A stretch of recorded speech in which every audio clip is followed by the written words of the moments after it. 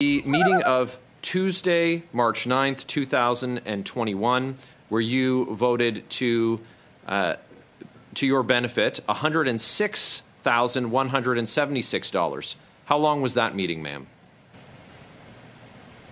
I don't recall, but do you have it? I do. It was an hour. So in what amounts to a lunch break for most people, you benefited $111,485 in one occurrence, and then a year later, an equal amount of time. In another lunch break, you voted to your benefit $106,176. Everyone has an opinion about Canadian federal politics. Oh, yeah.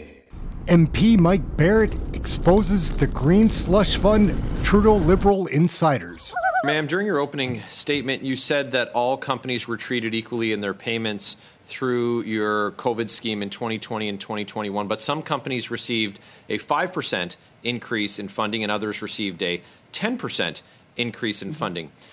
So that seems to me both to be unequal, but it also demonstrates that your opening statement is factually incorrect.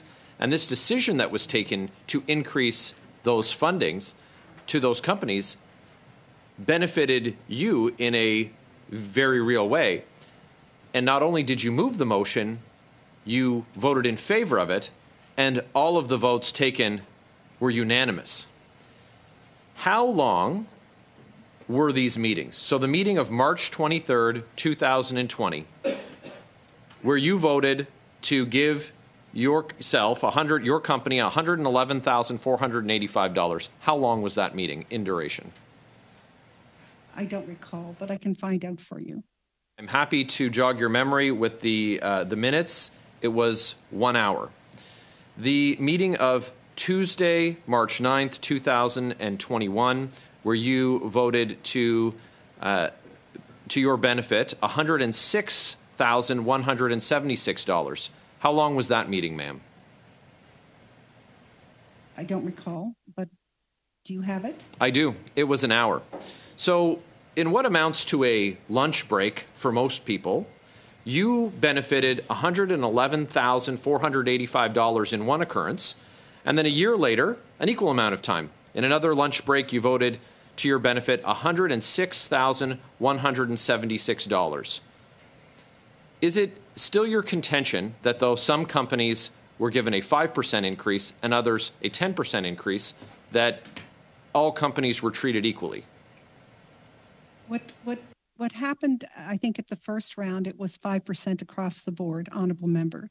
And I think in the second round, the management team identified some companies that were identified in their analysis and developed these milestones that indicated that if they could be given a little more money, the 10%, that would really help accelerate and sustain those businesses. And it was done. Okay. It was work done internally, and right. So that. But I want to clarify one thing: is that the project that Interstore was involved with, the Godrich project, got the 5%, I think, each time, and I want to make sure of that. And that was not your but that was not your testimony, ma'am. You testified that they were all treated equally, and 5% and 10% are not equal numbers, and neither was the amount of money. Neither was the amount of money that was paid out. There are 229 companies in the SDTC portfolio, according to your testimony at the Ethics Committee.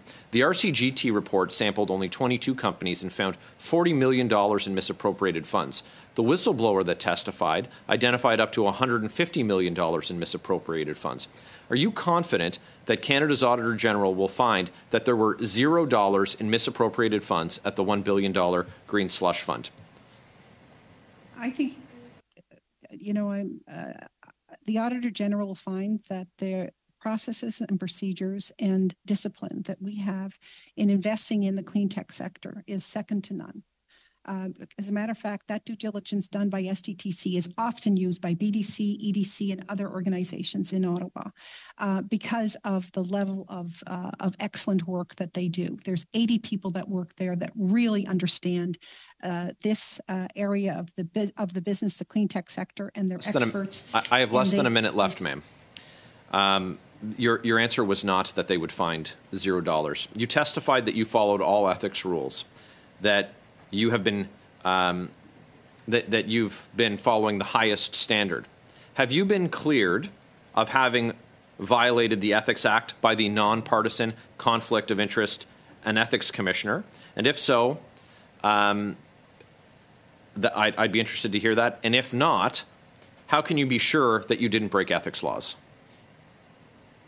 If you're referring to the ethics investigation that is going on today, you know, for me, that is underway, right? We're in the process of reviewing that. So you can't be sure that you didn't break ethics laws? I am sure that I didn't break ethics laws. The commissioner remains unsure, or you would have been cleared formally, right? But the commission, the application hasn't been received by the commissioner yet. We are, I'm putting together the documentation to give that assurance and to have that discussion happen. That has not happened, no. So what do you think, gang? Canadian Loonie for certain. Like and subscribe. We have fun sharing all the things that we're learning about Canadian federal politics with you. I'm not a conservative, I'm a libertarian, but I care about Canadians in the grocery store lineups. That's it. Canadian Loonie, things are nuts in this country right now. We need a change. Like, subscribe, share, get notified, all that fun stuff. Please leave a comment. I react to all the comments. So that's it. We'll catch you next video. There's so many things going on this summer. We're going to be digging into the archives of the committees, learning about where these investigations stand. Aaron, Canadian Loonie, right here. Thank you for watching this video. We'll catch you in the next one. Gang, a little bit of back and forth action from the House of Commons floor. Question period. Let's take a peek.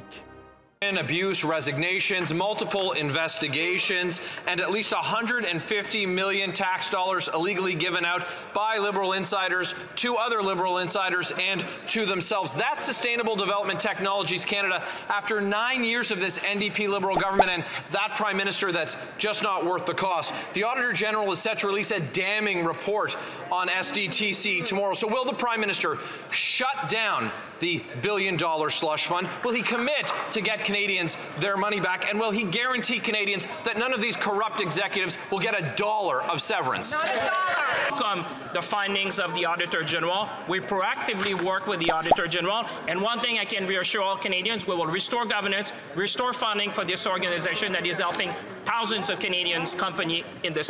Like and subscribe. Get your Canadian federal politics right here.